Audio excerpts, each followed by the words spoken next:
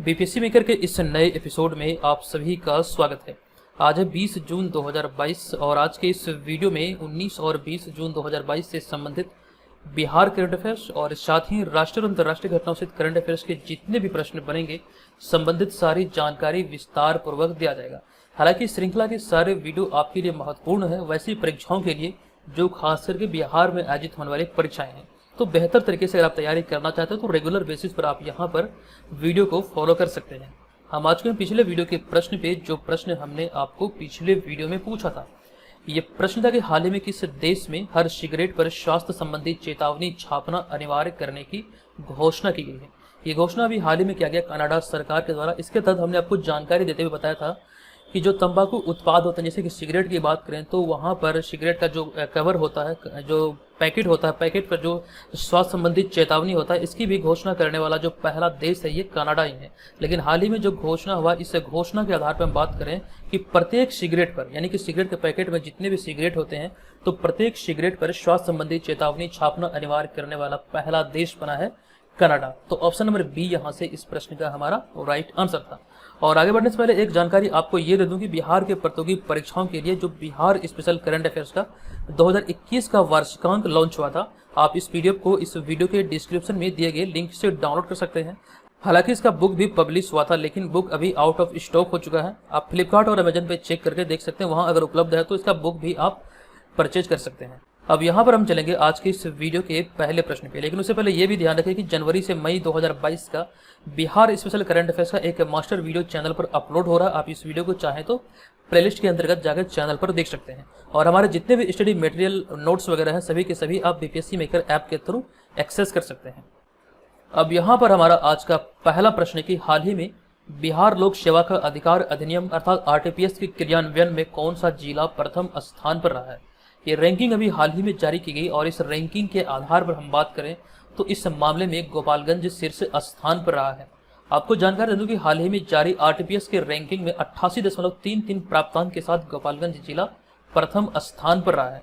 जो जिला स्तरीय रैंकिंग जारी हुई आरटीपीएस के क्रियान्वयन में तो इस मामले में गोपालगंज इस सूची में प्रथम स्थान पर रहा है। वहीं पे हम बात करें दूसरे और तृतीय स्थान की तो आपको ध्यान रखना क्रमशः द्वितीय और तृतीय स्थान पर मधेपुरा और समस्तीपुर जिला है। इस रैंकिंग में सबसे अंतिम स्थान पर सारण जिला रहा है। तो ये भी आपको ध्यान रखना है और आपको ये डेट याद रखना है, ये कब का रैंकिंग है। आपसे एग्जाम में पूछा जा सकता है मंथ के साथ, यानी कि जून 2022 में बिहार लोक सेवा का अधिकार अधिनियम अर्थात आरटीपीएस के क्रियान्वयन में कौन सा जिला प्रथम स्थान पर रहा था। प्रश्न आपके एग्जाम में इस तरह से पूछे जाने की संभावना होती है, तो इस तरह से आपको ध्यान रखना है। हम यहाँ पे बात करेंगे गोपालगंज की चर्चा हो रही तो कुछ एक्स्ट्रा फैक्ट्स हमने यहाँ पर ऐड किया है कि भारत में लिंगानुपात का निर्धारण प्रति 1000 पुरुषों पर स्त्रियों की संख्या के आधार पर किया जाता है। यानी कि प्रत्येक 1000 पुरुषों में, यानी कि प्रत्येक 1000 मेल में कितना फीमेल है, इसी आधार पर कह सकते हैं यहाँ पर भारत में लिंगानुपात का निर्धारण होता है। और वहीं पर 2011 की जनगणना की बात करें तो 2011 की जनगणना के अनुसार सर्वाधिक लिंगानुपात वाला जो जिला था बिहार में था गोपालगंज, जबकि सबसे कम लिंगानुपात वाला जो जिला था यह था मुंगेर। आपको ध्यान रखना जहां पर, यानी कि गोपालगंज की यहाँ पे बात कर रहे हैं, जहां पर 1000 पुरुषों पर महिलाओं की जो संख्या थी 1015 थी। आपको ध्यान रखना 2011 की जनगणना के अनुसार सर्वाधिक लिंगानुपात वाला जिला गोपालगंज था और यहाँ पर प्रति 1000 पुरुषों पर महिलाओं की संख्या थी 1015। ये बिहार करंट अफेयर्स के दृष्टिकोण से या फिर कह सकते हैं बिहार जीके के दृष्टिकोण से बहुत महत्वपूर्ण है। जब तक 2021 वाला जनगणना संपन्न नहीं हो जाता है तो ऐसे में यहाँ से आपके प्रश्न एग्जाम में बनेंगे। और अभी हाल ही में जो एनटीपीसी वाला एग्जाम आयोजित हो रहा है, आप देखते होंगे जनगणना से अक्सर आपको प्रश्न पत्र में देखने को मिलेगा 1 से 2 प्रश्न। तो ऐसे में जनगणना को पूरा रिवाइज कर लीजिए आप लोग, बहुत यहाँ से प्रश्न आपके एग्जाम में बनते हैं।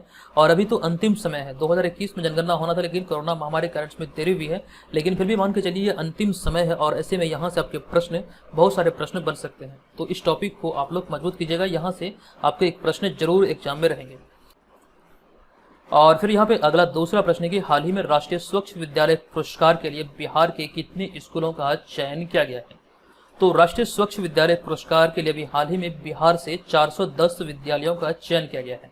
हालांकि यहाँ पर कुछ डेटा और भी है जो आपको ध्यान रखना है, कुछ संबंधित तथ्य हैं। हालांकि यहाँ पर आपको जानकारी दे दूं कि हाल ही में राष्ट्रीय स्वच्छ विद्यालय पुरस्कारों के लिए या फिर पुरस्कार के लिए बिहार से 410 स्कूलों का चयन किया गया है। कंडीशन यहाँ पर यह है कि अब इन स्कूलों में से राज्य स्तरीय स्वच्छ विद्यालय का चयन किया जाएगा और जिन स्कूलों का चयन राष्ट्रीय स्तर पर होगा उन्हें 2 अक्टूबर को गांधी जयंती के अवसर पर पुरस्कृत किया जाएगा। यानी कि अभी जो मतलब कि विद्यालयों का चयन हुआ है, इसके बाद यहाँ पर राज्य स्तरीय रैंकिंग जारी होगी जिलों की, उसके बाद राष्ट्रीय स्तर पर भी इसका चयन होना है और जो भी राष्ट्रीय स्तर पर चुने जाएंगे जो भी विद्यालय, उसे 2 अक्टूबर को गांधी जयंती के अवसर पर सम्मानित किया जाएगा या फिर पुरस्कृत किया जाएगा।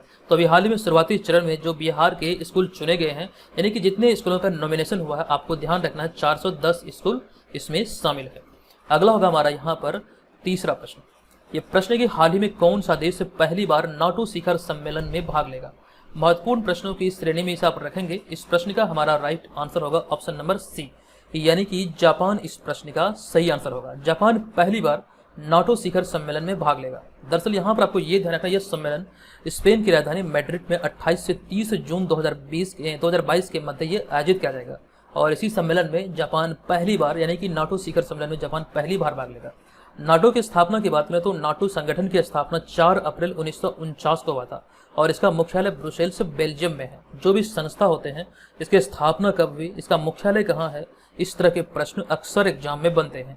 नाटो की हम बात करें अगर सदस्य राष्ट्रों में, तो कुल मिला के वर्तमान में 30 सदस्य देश हैं और नाटो का अंतिम सदस्य देश जो है ये उत्तरी मैसिडोनिया है। ये भी आपके एग्जाम में बनेंगे। आपको ध्यान रखना, नाटो का जो अंतिम या फिर नवीनतम सदस्य है ये उत्तरी मैसिडोनिया है। आपको ये नोट कर लेना है। और जो लोग नोट नहीं कर सकते, बीपीएससी मेकर ऐप पर ये तमाम सुविधाएं उपलब्ध है। हमारे सारे मटेरियल को प्राप्त करने के लिए डेली बेसिस पर आप बीपीएससी मेकर पर विजिट कर सकते हैं। वहां पर आपको तमाम चीजें उपलब्ध होती है और साथ ही साथ इसका क्विज वाला भी सेक्शन आपके लिए निःशुल्क है।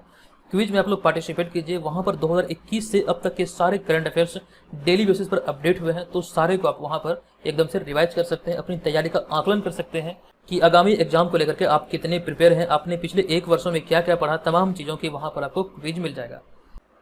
और फिर अगला है चौथा प्रश्न। ये प्रश्न कि हाल ही में टाटा पावर ने किस शहर में भारत के सबसे बड़े सोलर कॉर्पोरेट का उद्घाटन किया है। ये उद्घाटन अभी हाल ही में महाराष्ट्र के पुणे में किया गया। तो ऑप्शन नंबर सी यहाँ पर इस प्रश्न का हमारा राइट आंसर होगा। कुछ चीजें हैं जो कि बहुत महत्वपूर्ण है, आपको ध्यान रखना है। आपको जानकारी दे दूं कि टाटा मोटर्स और टाटा पावर ने पुणे में भारत के सबसे बड़े सोलर कॉर्पोरेट का उद्घाटन किया है और इसके द्वारा सालाना 7000 टन कार्बन उत्सर्जन को कम करने का अनुमान है। ये यहाँ से आपको ध्यान रखना है। इसका एक लक्ष्य है कार्बन उत्सर्जन को कम करना, जिसको लेकर अभी हाल ही में ये भारत के सबसे बड़े सोलर कॉर्पोरेट का उद्घाटन किया गया है। अब यहाँ पर कार्बन उत्सर्जन की बात आई है तो हाल ही में एक करंट अफेयर्स का प्रश्न बना था जो कि बहुत बहुत इंपॉर्टेंट है। नोट कीजिएगा, अभी हाल ही में ग्लासगो स्कॉटलैंड में COP26 की जो जलवायु परिवर्तन बैठक है ये आयोजित हुई थी COP26 और यहाँ पे प्रधानमंत्री नरेंद्र मोदी ने भारत में 2070 तक कार्बन उत्सर्जन को शून्य करने का लक्ष्य लिया है या फिर निर्धारित किया है। ये आपको ध्यान रखना, 2070 तक से शून्य किया जाएगा और ये जो घोषणा हुआ है ये COP26 की जो बैठक हुई थी, यानी कि जलवायु परिवर्तन शिखर सम्मेलन की जो बैठक हुई है स्कॉटलैंड ग्लासगो में हुई थी, यहीं पर ये लक्ष्य निर्धारित किया गया। बहुत इंपॉर्टेंट है, इसे आप लोग नोट कीजिएगा।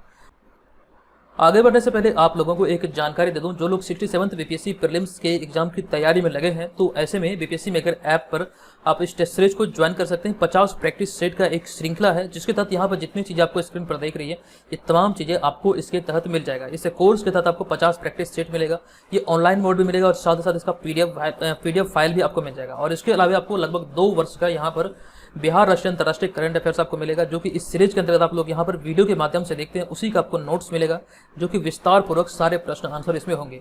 संपूर्ण बिहार जीके 2 वॉल्यूम में आपको मिलेगा, वॉल्यूम 1 वॉल्यूम 2, बीपीएससी का प्रीवियस ईयर पेपर मिलेगा, प्रीलिम्स परीक्षा का, और भी कई सारे टॉपिक बेस्ड नोट्स हैं। तमाम मटेरियल जो है या बीपीएससी मेकर ऐप के थ्रू एक्सेस कर सकते हैं। अभी एक ऑफर भी चल रहा है तो इसे आप ज्वाइन करेंगे तो यहाँ पर आपको बहुत फायदा होने वाला। ऑलरेडी बहुत सारे लोग इसे ज्वाइन कर चुके हैं, तो आप भी बीपीएससी मेकर ऐप को प्ले स्टोर से डाउनलोड करके इसे एक्सेस कर सकते हैं।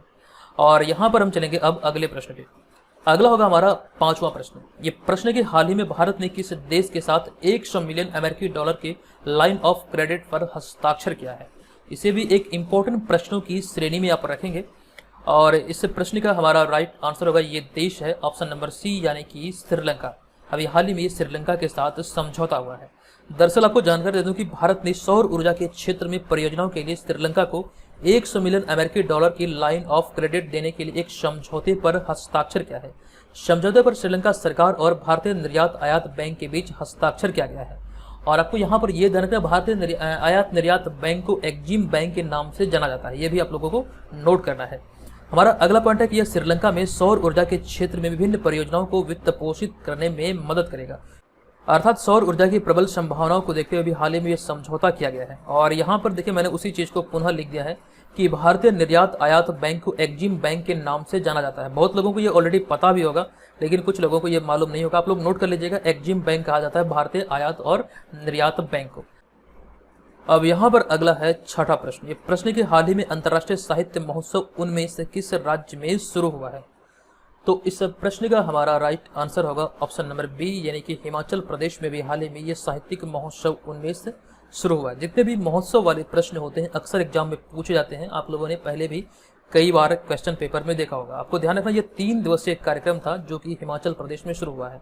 3 दिवसीय अंतर्राष्ट्रीय साहित्यिक उत्सव उनमें से हिमाचल प्रदेश में शुरू हुआ और केंद्रीय संस्कृति राज्य मंत्री अर्जुन राम मेघवाल ने इस महोत्सव की शुरुआत की है। आप यहाँ पर इस इमेज में भी देख सकते हैं। आपको ध्यान रखना, उनमें से महोत्सव जो संबंधित है ये हिमाचल प्रदेश से संबंधित है और ये एक अंतर्राष्ट्रीय साहित्य महोत्सव है, ये आपको ध्यान रखना है।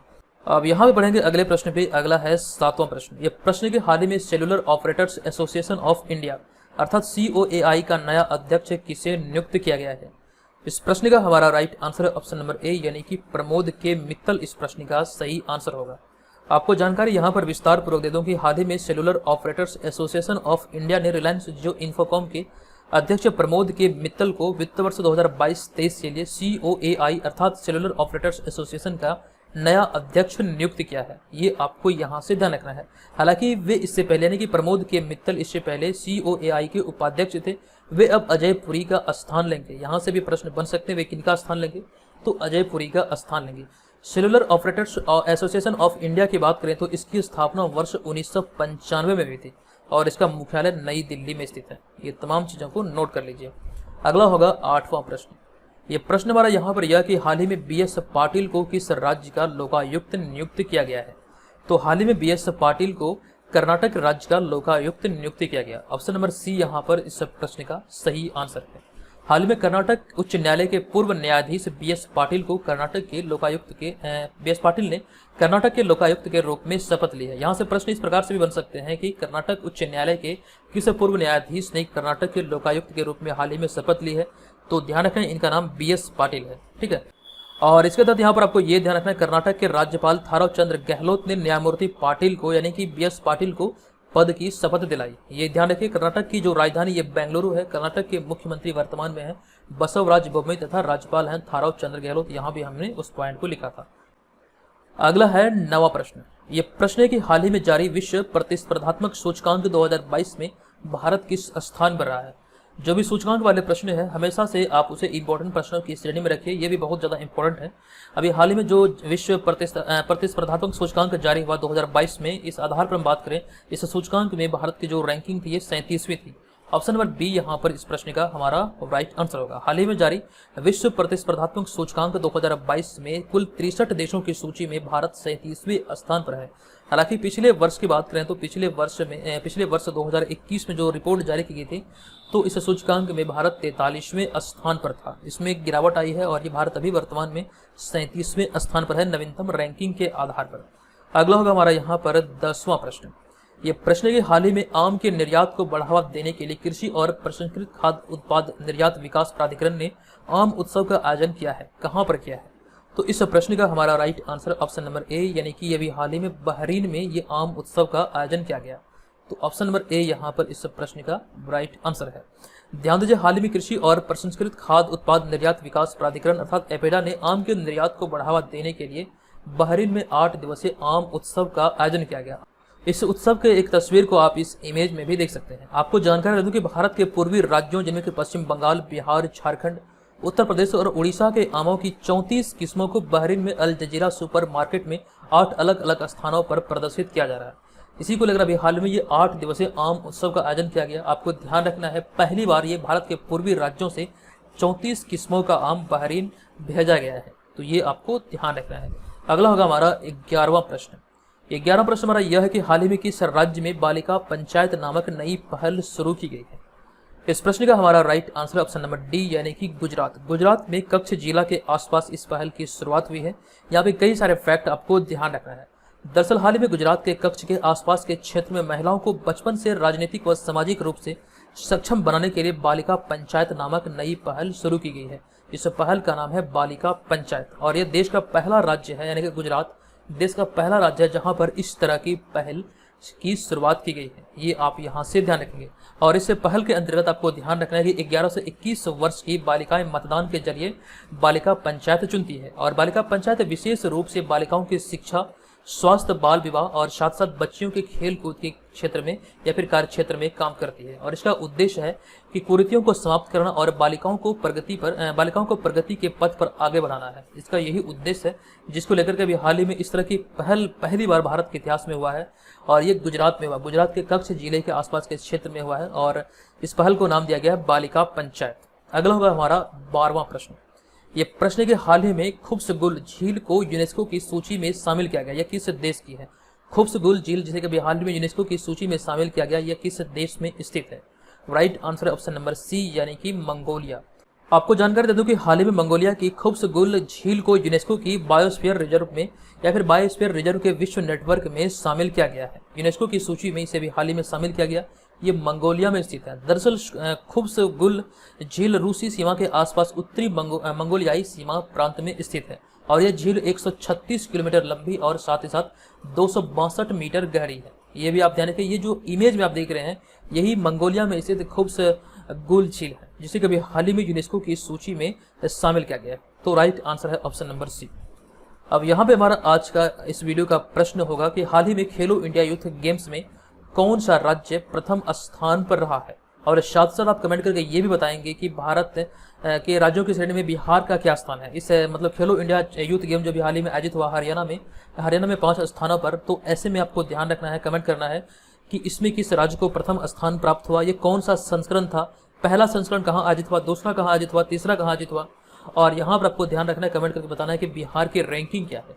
तमाम चीज़ें आप कमेंट बॉक्स में लिखेंगे, तमाम चीज़ों की जानकारी ऑलरेडी हमने आपको दे दिया है। तो दोस्तों आज की इस वीडियो में इतना ही, मिलेंगे नेक्स्ट वीडियो में, तब तक के लिए धन्यवाद, जय हिंद।